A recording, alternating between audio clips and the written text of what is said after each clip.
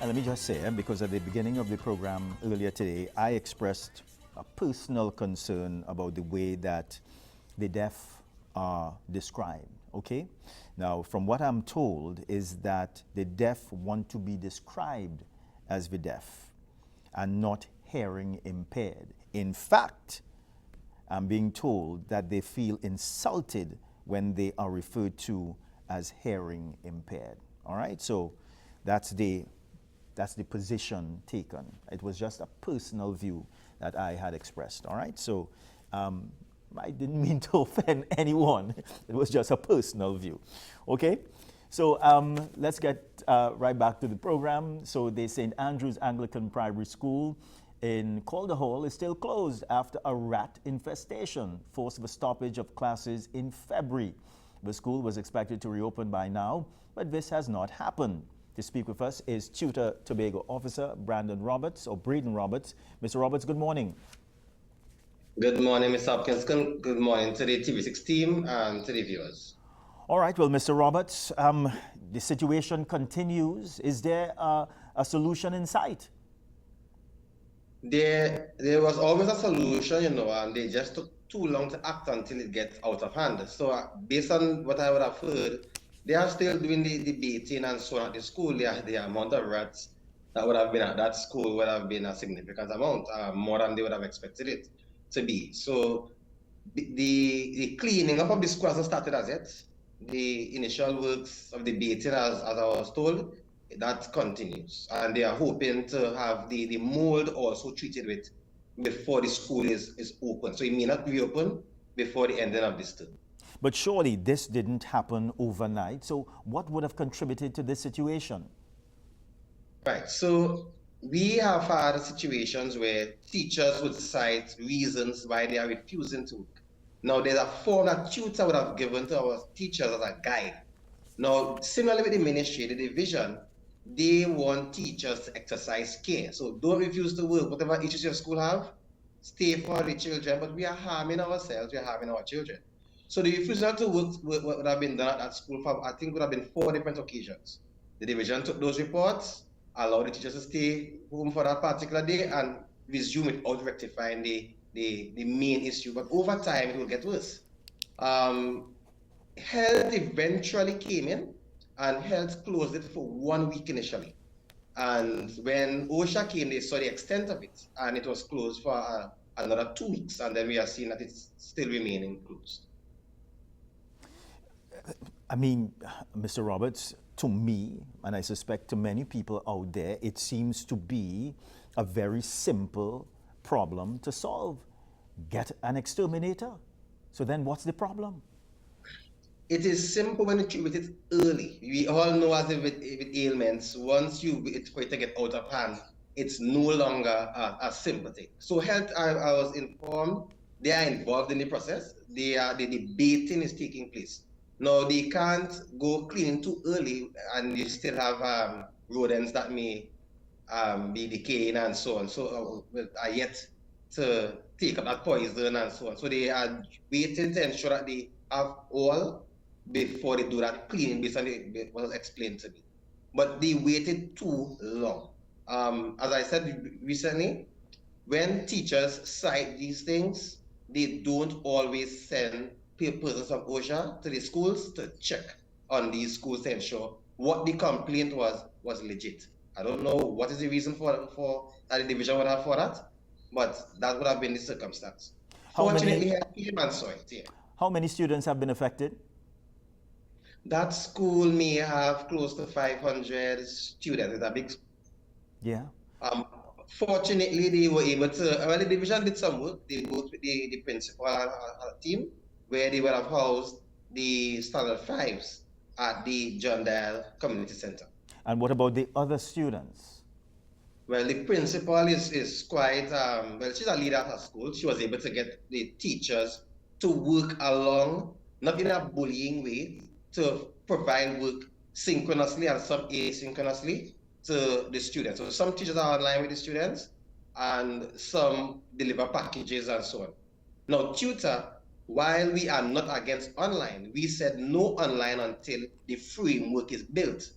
However, there isn't the mandating of the teachers. The principal have that working relationship with the staff, which we want to assist the students. So that is working in the meantime. It's not ideal, but at least they are not left unattended.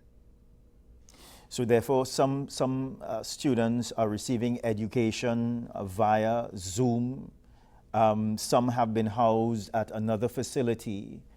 But surely, Mr. Roberts, this is going to affect the education of students in a wider sense. Most definitely, and we have discussed learning loss after the pandemic. We know that the current, well, I won't say a framework, the current guidelines given by the ministry as what online engagement should entail, it wasn't working. It sufficed because there was another option. I am very disappointed with the ministry and to an extent the division, although the division is making some steps now, that we have never made that effort to build out what the framework is. We had the strong arming of the ministry where they give out these guidelines and it's based on interpretation for principals to execute. And sometimes we bully our teachers and we force our teachers to take up these guidelines with the online modality. But online is something that we can embrace, but we need to build that framework. And as I mentioned, the division signaled their intent for us to start building that out. So, but at least the students are getting something. But teaching and education is not just giving something; it needs to be meaningful, and it can be tied into the previous conversation you had with the school violence. But these are different interviews. Go ahead. Yeah. So you have a rat infestation at the school, and you also have a problem of mold. This sounds to me like a recipe for disaster, a recipe for sickness. Yes, and that's why I always encourage the teachers. It's an individual issue to refuse to work. So if your colleagues are comfortable in the space and you are not comfortable, you have serious reasons to be uncomfortable, you can exercise your right to refuse. The division, while mindful of all these issues, they would send persons to wipe the walls with the mold and so on. But that's not how you treat with mold. They would have recently had Kariwi, which does the air quality testing, come and check the school for initial investigation. I was informed that there's a payment issue that they are resolving with Kariwi before Kariwi could start treating with the mold. So those are some of the issues in the background. You feel that the work being carried out at the school can save the institution, or is there a need to transfer those students to a new institution? Well, it will be very difficult to find a new institution. And the building is, there are some design flaws which is contributed to the mold, but it can be rectified. And once Kariwi does the investigation and give the recommendation, they need to get the necessary allocations to so treat with. We value money differently in this country. You know, we spend money on all sorts of things and can't find money when we're discussing education and education matters. Mr. Roberts, what's the next step? Well, we continue to advocate. We continue to have the meetings with the division to ensure that we know what is the time frame that we are working with the school. How do we move from where we are and keep stakeholders involved? So parents need to have an understanding, because we don't want frustration building in. Because while our teachers are assisting as best as possible at this time, we don't also want them to get frustrated. So the division needs to be open with the way forward. I have not been apprised as to what their next move is, but I believe that they are treating with the rat infestation first. Kariwi will come in, and then based on their advice, we will know what happens next. However, we will not sit by idly and allow them to misuse our teachers who are giving their best at this time. But don't you agree, Mr. Roberts, that this has been going on for too long now? It has been going on since February. You're saying that you have not been apprised as to what the division is doing. So, what are we looking at here? Doesn't this seem to be looking like this is far from over? I believe by to start the third term after we come from the vacation, that should be significant time for the division to rectify it. So I'm not saying that I don't have confidence in the division doing the needful. I am pleased to an extent there are assistance that are given to the school with the standard 5s, where they would have given laptops to some of the teachers, the whiteboards, some of those things that they would have given to the school. To an extent, I'm pleased with that.